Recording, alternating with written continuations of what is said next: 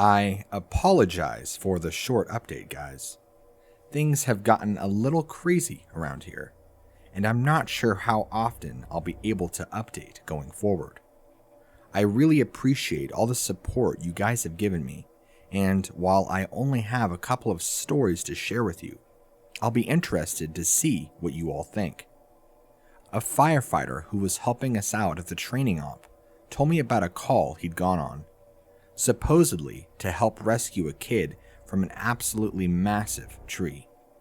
He said they didn't give him details, just that they needed him to come cut and help because they lacked the proper equipment. He'd been called out specifically because this thing was so huge that the search and rescue officers didn't feel safe trying to climb it. He'd been a tree trimmer before joining the VFD, so it was easy enough for him to grab his old equipment and come out and help. He was led out about 2 miles, and the team stopped at one of the biggest trees in the area and pointed up. He laughed and asked the captain how the kid had gotten up there, made some joke about the old cat in a tree thing, but the captain just shook his head and told him to get up there and get the kid down. He said he knew something was up, but he didn't push it. He said that as he climbed this tree, he started wondering if they were playing a prank on him. There was no way this kid should have been able to climb this thing. It was massive at the base. About halfway up, it started tapering, and I almost had to turn back a few times because I didn't really think it was going to hold me. But he said he kept going, and when he was just about at the top, he saw a flash of blue in the branches. I saw the kid's shirt sort of caught in a branch, and I called out to him and told him to come near me if he could, but he didn't say anything. I kept moving, calling the kid's name and telling him not to be scared, that I was there to help him. By the time I got to him, I knew he wasn't going to answer me. I found him, or what was left of him, cradled in the fork of a branch, and the fact that he was up there was sheer luck. If he'd fallen any other way, he'd have come crashing down. It wouldn't have mattered though, because this kid was dead long before he ended up in that tree. I don't know who put him up there, or how, or why, but it was sick. The kid's intestines had popped out of his mouth and were hanging in the branches, like some sort of sick Christmas tree, the way they were draped all over everything. I got a better look and saw they'd even popped out his behind. His guts were hanging out the bottom of his pants. His eyes were gone, I assume shoved out from whatever force caused him to pop like a stress ball. You ever seen a body that's been floating in water for a long time? How their tongues kind of swell up and stick out? His was like that. I remember because there were flies crawling all over it. I think I must have gone into shock because, man, I just pushed that kid down with a stick I broke off a branch. Just kind of poked him until he fell. I don't know why I did that. I almost lost my job because of that.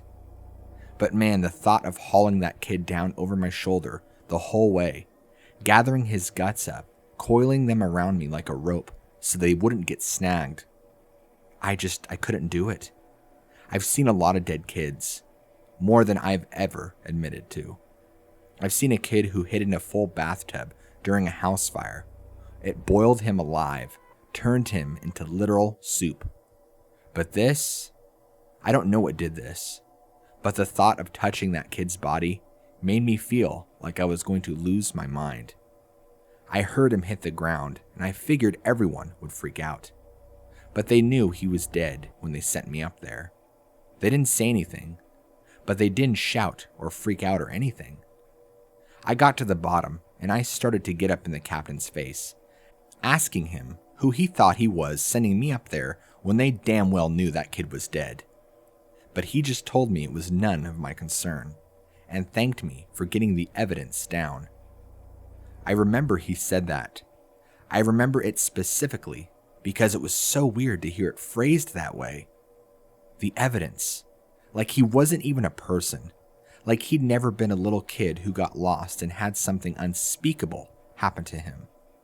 The captain had a crew lead me back out of the woods, but he and 2 others stayed behind, and I thought that was weird.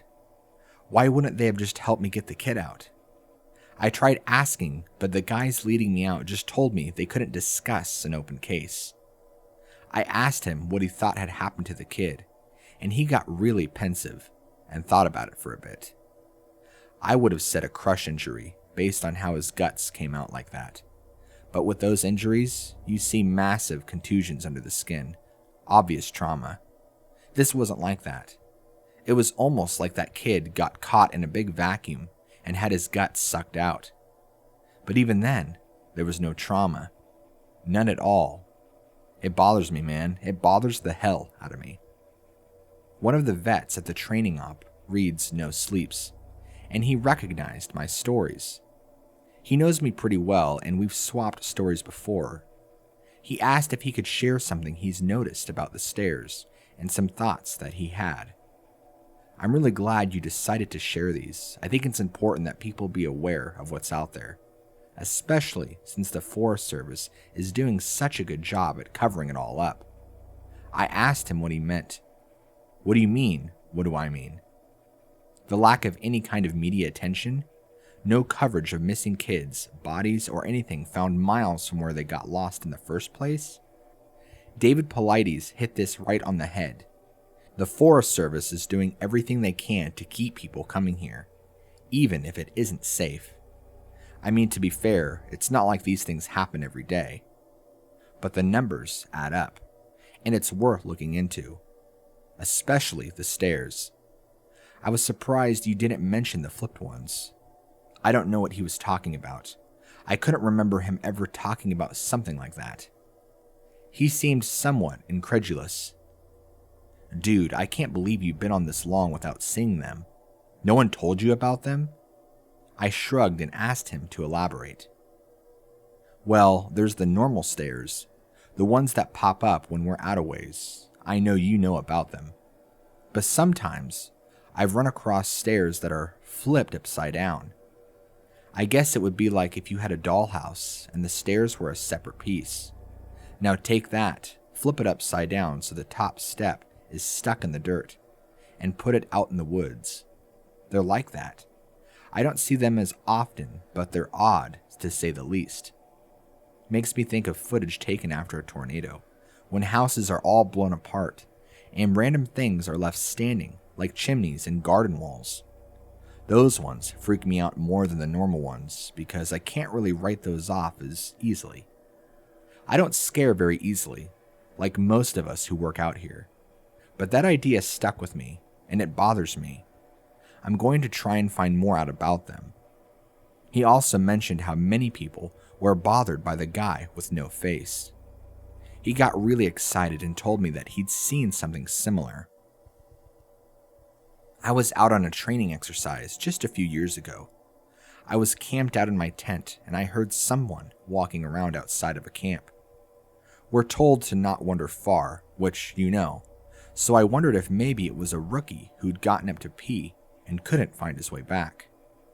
Remember that guy in our group a few years back who almost fell off the damn mountain? Well, I'm paranoid about that happening again, so I got up to see what was going on. I went to the edge of camp and I called to whoever it was and told them that camp was this way. But they kept going back out into the woods, so I went after them. I know it was stupid, but I was half asleep and I just really didn't want to deal with some idiot getting hurt. I followed this thing on a dead straight course for about a mile, and then it stopped on the edge of a little river. I could see the outline of it because the water was reflecting the moon, and it looked just like an ordinary person. He had a pack on, and it looked like he was even facing me. I asked if he was okay, if he needed any help, and he cocked his head like he didn't understand me.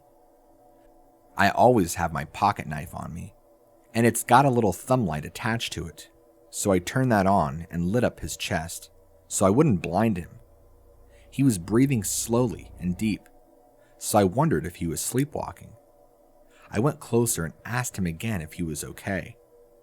I moved the light up, and something didn't seem right, so I stopped. He kept breathing in these real slow, deep breaths, and I sort of figured out gradually that's what was bothering me. It was like he was pretending to breathe, but not actually doing it. His breaths were too even and deep. All of his movements were exaggerated, like his shoulders going up and down and his chest moving. I told him to identify himself, and he made this muffled noise. I moved the light up, and I shit you not, this guy had no face, just smooth skin. I freaked out, and I sort of fumbled my light. But I saw him move toward me, but he didn't actually move. I don't know how to explain it, but 1 second he was at the edge of the river, and the next he was 5 feet from me. I never looked away or blinked. It was like he moved so fast that my brain could not keep up. I tripped and fell hard on my butt, and I could see this line open up on his throat. It stretched up to his ears, his head tilted back, and he smiled at me with his throat. There wasn't any blood, just this gaping dark hole, and I swear he smiled at me with this gash in his throat. I got up and I ran as fast as I could back to camp. I couldn't hear him following me, but I felt like he was always right behind, even though when I looked back, I didn't see him. I calmed down when I got back to camp. The fire was still going, and I guess that pack mentality of being with other people made me stop and breathe a little. I waited by the fire to see if he'd follow me there, but I didn't hear anything else for a few hours, so I went back to bed. I know it sounds weird, but the whole thing was just so surreal that it was almost like I immediately wrote it off as my imagination. We were telling ghost stories one night before bed just to scare each other and poke fun at whoever got creeped out. Most of the time, it's the rookies. But one woman told a story that actually managed to get under my skin a little bit, and I know the same was true for others. She said it was true, but then again, every ghost story told around a campfire is true. Somehow, though, I didn't think she was making it up. It had that ring of truth that only really traumatizing events have. She said that when she was a kid, she and her friend used to go out in the woods behind her house a lot. She lived in northern Maine, where there's a lot of dense, unpopulated national forest. She said the woods up there aren't like they are here. They're so thick in places that the trees block out the sun almost completely. She and her friend grew up there, so they weren't scared of being out there alone, but they did always maintain a sense of caution in certain areas. She said it was never really talked about, but they always knew not to go more than a mile or two beyond their homes. The adults never said why, but it was an unspoken rule that no one ventured out that far. She and her friend made up stories about bears as big as houses that lived out there, and they used to scare each other by hiding and making growling noises while the other searched for them. She said one summer, there was a series of awful storms that blew down a lot of trees and set one part of the forest a few miles behind her house on fire. Fire crews got it under control, but she said that some of them came back not quite the same. It was like they'd been to war. You can tell who'd really gotten scarred because they had the same look on their faces. I think it's called shell shock. My friend and I said they were walking dead people. They didn't smile or say anything if you went up to them, and most of them left town as soon as everything was over. I asked my parents about it, but they said they didn't know what I was talking about. Once everyone was told the woods were safe again, my friend and I decided to try and hike out to where the fire had been. We didn't tell our parents where we were going, and it was pretty exciting to think that we were disobeying them like that. We hiked out about 2 miles or so, and we started seeing burnt trees and stuff. I remember my friend got really upset because we found the skeleton of a deer curled up under a tree, and I practically had to drag her away. She wanted to bury it, but I didn't want her touching it because its antlers were weird. I can't remember why. I just remember thinking that there was something wrong with them. I didn't want either of us going near it. The farther we went, the more burnt everything got. Eventually, there were no standing trees, and it was like being on another planet. Almost nothing green, just brown and black everywhere. Where we were standing, they're looking at it all, and we both heard something shouting in the distance. I panicked because I thought it was my dad, and that he was going to tell me I was grounded. My friend broke off and went to hide behind a rock, because she said she didn't want to be caught out here.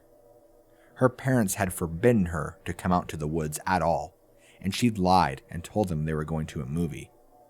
I followed her and we kept listening. I could hear this voice getting closer, and I realized they were calling for help. I thought maybe it was some hiker who'd gotten lost and needed directions back to town. That used to happen all the time, so I was used to helping people out. I heard him following my voice, so I kept calling out until I saw him running in the distance. He got closer, and I could see that his face was all red. I told my friend to give me her pack, because she had a first aid kit. She made this noise like she was grossed out, and she asked if I saw his face. I told her to shut up, and I jogged up to meet him. I stopped about halfway when he stopped in front of me, and I could see that his nose and lips and part of his forehead were gone. It was like they had been sliced clean off. He was bleeding bad, and I saw that the knees of his pants were red too.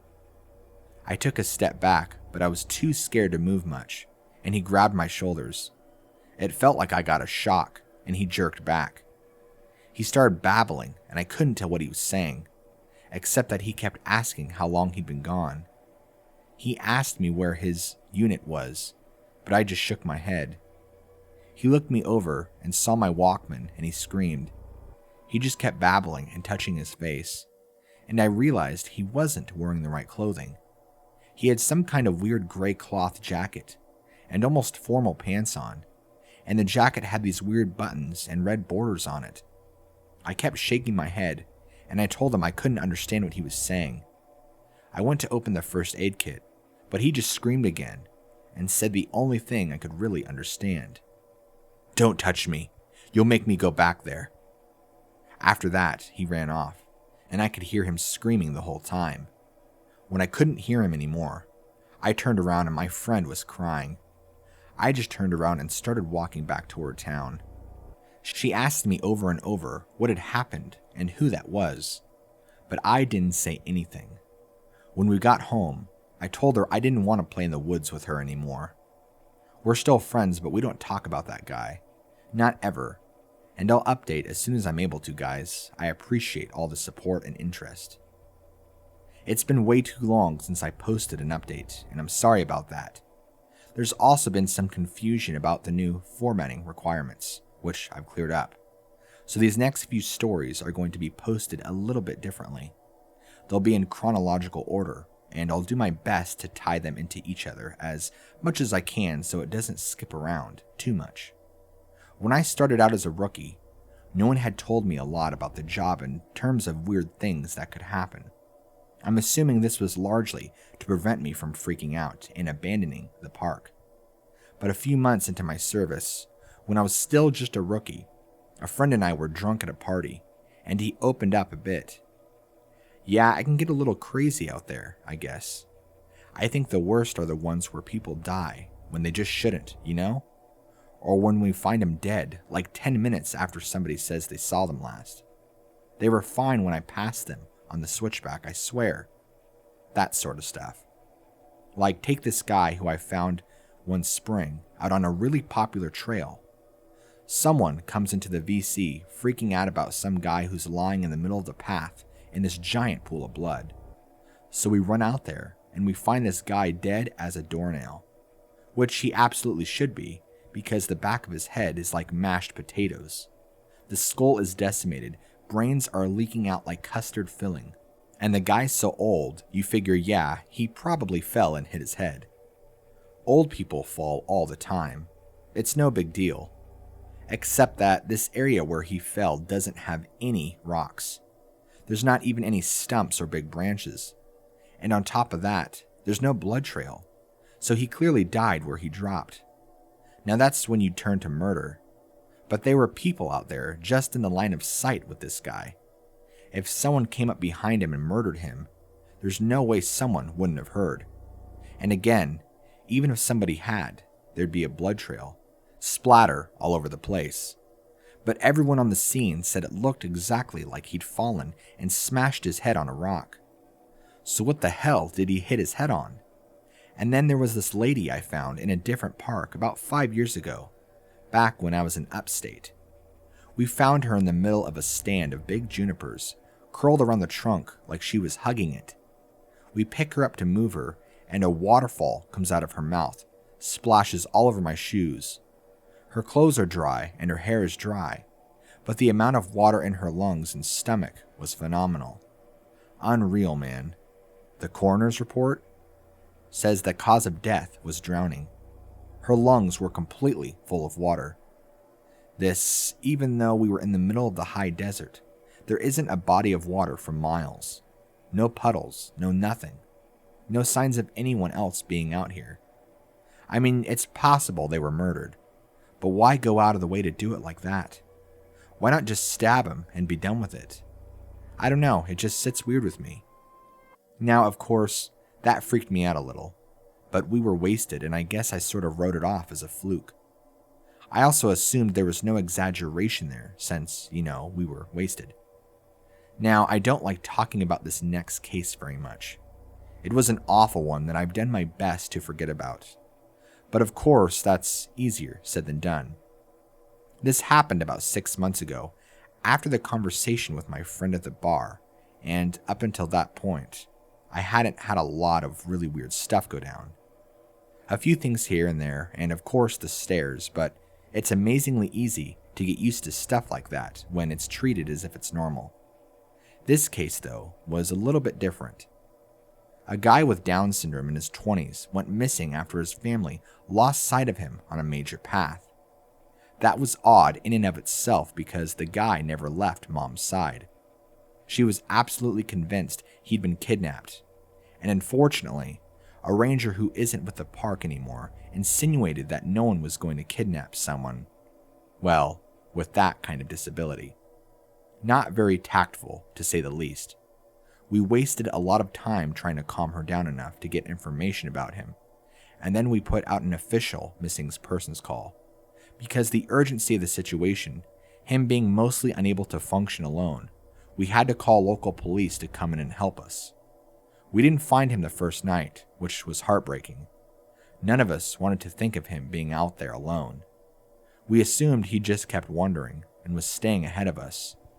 We brought out helicopters the next day, and they spotted him in a little canyon. I helped bring him back up, but he was in bad shape, and I think we all knew he wasn't going to make it.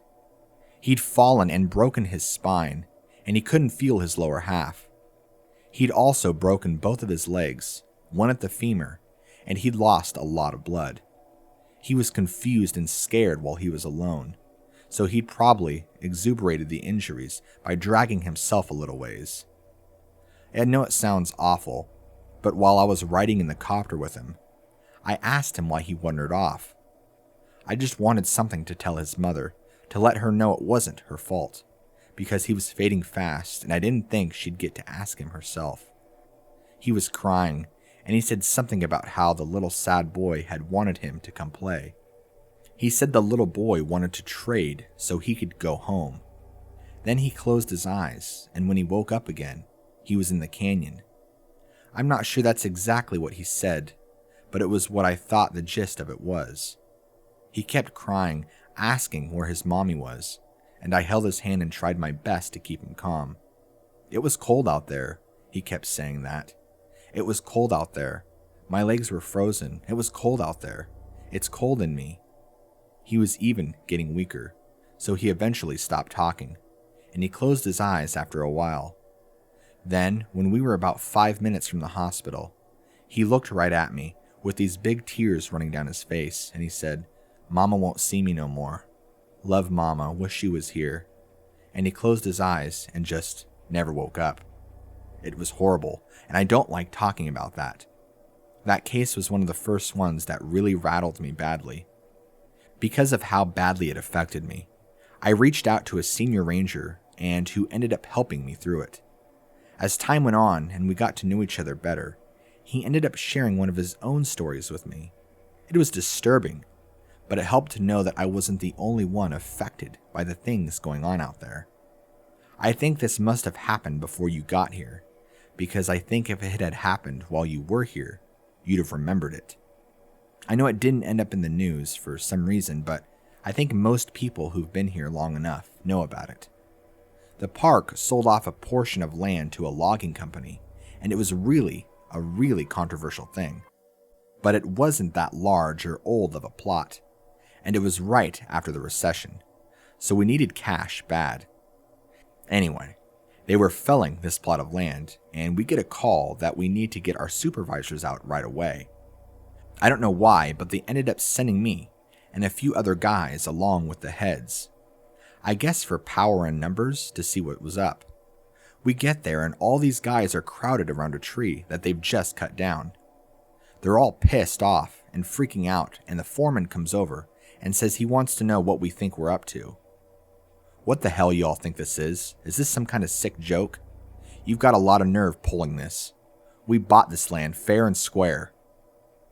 Well, we don't know what the hell he's talking about, so he brings us over to this felled tree and points at it and tells us that when they cut it down, it was just like this, and they'll be damned if they put it there.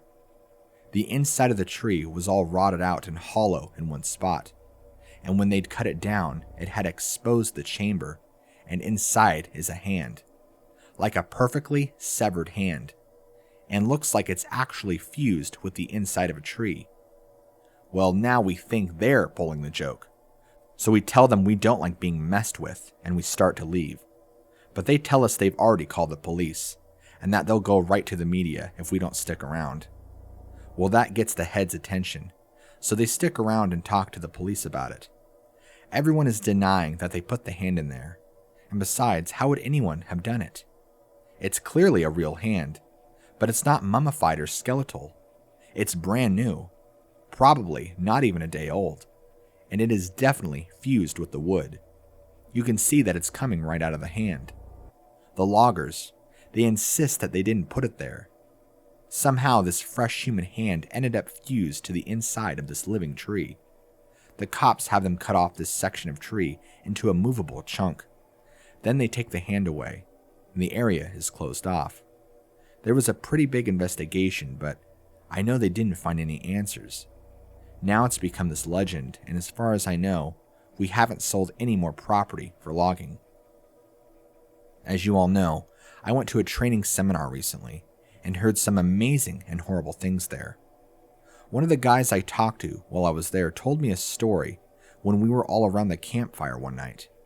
We were both pretty drunk. You'll see a pattern here, and we were swapping stories. He told me this one. Me and another guy were out on a field search because some campers reported screaming noises at night. So we head out there to look for whatever mountain lion was causing this and had wandered into the area, and I'm pissed. We'd have 3 of them show up in the camping areas that year alone, and I'm getting tired of constantly having to deal with them. Plus, I just don't like them anyway. They're a pain in the butt, and they're loud, and they scare me. Freaking cats, man. I'm groaning about it to the guy while he thinks it's a real riot. So we're seeing all these broken branches and what looks like dens, and we're pretty sure we know where this thing is. I call in, and they tell me to confirm if possible, which just means they want you to step in a big pile of crap and use that as proof. I'm not seeing any though, so I basically just tell them to shove it. I'm done. We know that thing's out here somewhere, even if I'm not stepping in crap or inside its mouth or whatever. Guy I'm with wanders off to take a piss or whatever, and I stay behind watching this little burrow under a tree to see if maybe a fox or something is living under it. 'Cause I love foxes, man. They're cute. But anyway, I'm watching this tree and I start hearing branches cracking, and it's coming from the direction my partner went opposite of. Now I've got my pistol, but you and I both know that that's not enough to do anything against a cat. I cock it and holler for my partner to get his dumb ass back, but he's too far and he can't hear me. I stand up and get my sights on where the thing is approaching, And I shit you not, man, I just about pissed myself. This guy is coming toward me, and he's backflipping through the woods. Like, instead of walking, he's doing these crazy backflips, and I swear to God he cleared every log and bush in his path. It was like he knew right where he was going. I yell at the guy to stop right where he is, that I'm pointing a gun right at him, but he just keeps coming, and I just kinda lost it. I shot at the ground in front of him, and it was a dumb thing to do, but man, I didn't want this guy anywhere near me. When I fired, he was about 50 yards from me, and as soon as the gun goes off, he whirls around and goes off, backflipping back into the woods. My partner hears my gun go off and runs back and asks what's up, and I tell him there's some weirdo out there hopped up on God knows what, and we need to get the hell out of Dodge. I let the cops know what happened, and I didn't get into any trouble for firing. But man, I don't know what that dude was on, but I've never seen anything like that before. Stuff was crazy. I think we can agree that there's stuff going on out here in the woods, and while I'm not about to spout off what it could be, or offer any theories, what I want people to take away from all of this is that it is so damn important to be safe when you're out there. I know a lot of you think you're invincible, but the fact is that you can die out there, or be hurt, or go missing. It's easier than you'd imagine. I apologize for a shorter update, but I will do my best to continue this series as soon as possible. Thank you all for your support.